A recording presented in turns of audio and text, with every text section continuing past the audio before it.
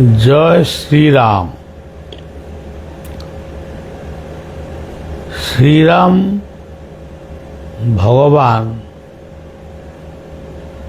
हनुमान भगवान ये सबू बलिया दृष्टि जड़े जी हनुमान से हनुमान शक्ति रामंक भितर विद्यमान एवं से रामंकर दिव्य शक्ति हनुमान भितर प्रवेश करी से लीला खेला करिथिले। आज होउची पवित्र पणा संक्रांति। ओडिशार गोटे परंपरा वृंदावती तुलसी मूलरे गोटे ठेकी रे छिद्र है ठेकी को कणा करी ता भीतर पानी रहे एवं से पानीटी धीरे धीरे धीरे धीरे तुलसी वृक्षर मूल को आर्द्र करे बा ओदा रखी थाए। ये गोटे मास पर्यंत ये कथाटी चले एवं यही दिन यही पणा संक्रांति रे आमर कहा जाए ओडिशार नुआ वर्ष, किंतु से कथा मु कहया को चाहूनी। ओडिशार नुआ वर्ष यही पणा संक्रांति से किछि लोकंकर मत तेरे नववर्ष रूपे यही दिनटी को पालन कले किछि असुविधा भी नहीं। यही पणा संक्रांति दिन बड़ बाबाजी राधारमण देव बड़ बाबाजी राधारमण देवंकर आज होची जन्मोत्सव। से कथा को अन्य माने भी प्राय जानी ना। हिताई गौर मधुर मिलन जय आमादर राधारमण। यही दिन आज दिन जिते हनुमानंकर मूर्ति बा मंदिर तैयारी होईची सबुठी आज प्राय घृतयज्ञ नामयज्ञ सत्संग ये सब अनुष्ठित होची। या द्वारा गोटे विषाक्त परिवेश से निश्चित भाव गोटे अमृत तत्व को प्राप्त होची। गाँव बाहर सबुआड़े हनुमानंकर प्रतिध्वनि शुभुची। हनुमानंकर बीज मंत्र होची हुं हनुमते नमः। हुं हनुमते नमः। हुं हनुमते नमः।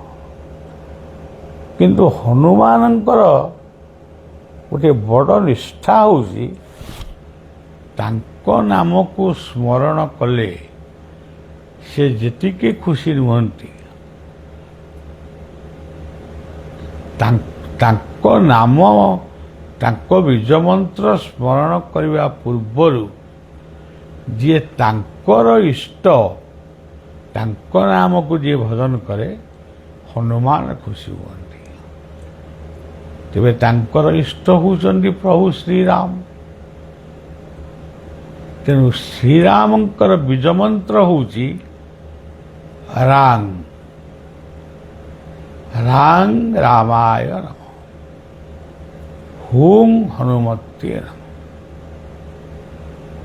ये दुईटी बीज मंत्र जप कले बहुत आनंद मिले एवं ଏଇଟା ଗୋଟେ ଅବିଶ୍ୱାସର କଥା ନୁହେଁ, ଏହା ଏକ ଅନୁଭବର କଥା।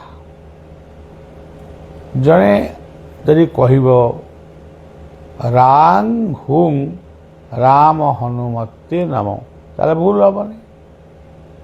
ଯଦି ଆଉ ଜଣେ କହିବେ ରାଙ୍ଗ ଅଲଗା ହୁଙ୍ଗ ଅଲଗା, ସେ ବି ଏକ କଥା।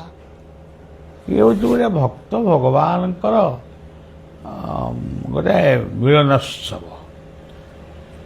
ତେଣୁ ଆଜି ପବିତ୍ର ପଣା ସଂକ୍ରାନ୍ତିରେ ସମସ୍ତେ ଆପଣମାନେ ବିଶ୍ୱର ଶାନ୍ତି ପାଇଁ, ଦେଶର ଶାନ୍ତି ପାଇଁ, ନିଜ ରାଜ୍ୟର ଏବଂ ନିଜ ପରିବାରର ଏବଂ ତା ସହିତ ନିଜର ସବୁ ପ୍ରକାରର କାମନା କରିଲେ ବି ଶ୍ରେଷ୍ଠ କାମନା ହେଉଛି ଶାନ୍ତି। ତେଣୁ ଶାନ୍ତି ଶବ୍ଦଟିକୁ ଆପଣମାନେ ଉଚ୍ଚାରଣ କରିବେ। ଏଇ ଦୁଇଟି ବୀଜ ମନ୍ତ୍ରକୁ ସ୍ମରଣ କରିବେ। ସବୁଦିନେ କରିପାରନ୍ତି, ଆଜି ଗୋଟିଏ ଦିନ କଲେ ବି କିଛି କ୍ଷତି ନାହିଁ। ରାଙ୍ଗ ହୁଙ୍ଗ ରାମ ହନୁମତେ ନମ, ଏଇ ହେଉଛି କଥା। ଆମ ଜୀବନ ଭିତରେ ଯେଉଁ ଲଙ୍କାର ପ୍ରଭାବ ରହିଛି, ଲଙ୍କା କହିଲେ ଅସାମାଜିକ ସ୍ଥାନ, ତେଣୁ ସେଇ ଲଙ୍କା ଏଇ ମନ୍ତ୍ରାଗ୍ନିରେ ନିଶ୍ଚୟ ପୋଡ଼ି ପାଉଁଶ ହେଇଯାଏ। ମଣିଷ ପାଏ ଜ୍ଞାନାଞ୍ଜନ ବା ଜ୍ଞାନର ଆଲୋକ। ଏହି କ୍ରମରେ କହିବାକୁ ଚାହେଁ, ବିଶ୍ୱ ଆଜି ଯେଉଁ ପରିସ୍ଥିତିରେ ଗତି କରୁଛି, ଲୋକମାନଙ୍କ ଭିତରେ ସବୁବେଳେ ଆଶଙ୍କା ବି ରହୁଛି। ଏହି ଆଶଙ୍କା ଦୂରୀଭୂତ ପାଇଁ ସମସ୍ତେ ନିଜ ନିଜର ଗୁରୁଙ୍କ ମନ୍ତ୍ର ସ୍ମରଣ କରିବା ସହିତ ରାଙ୍ଗ ହୁଙ୍ଗ ଏ ଦୁଇଟି ବୀଜ ମନ୍ତ୍ର ସ୍ମରଣ କରି ଶ୍ରୀରାମ ଶ୍ରୀ ହନୁମାନଙ୍କୁ ପ୍ରଣାମ ଜଣାନ୍ତୁ। ମୋର ଟିକେ କଥା କହିବାର ଇଚ୍ଛା ଶକ୍ତିଟା ଟିକେ କମିଯାଇଛି। ମାସ ମାସ ଧରି, ଘଣ୍ଟା ଘଣ୍ଟା ଧରି ପ୍ରତ୍ୟେକ ଦିନ କଥା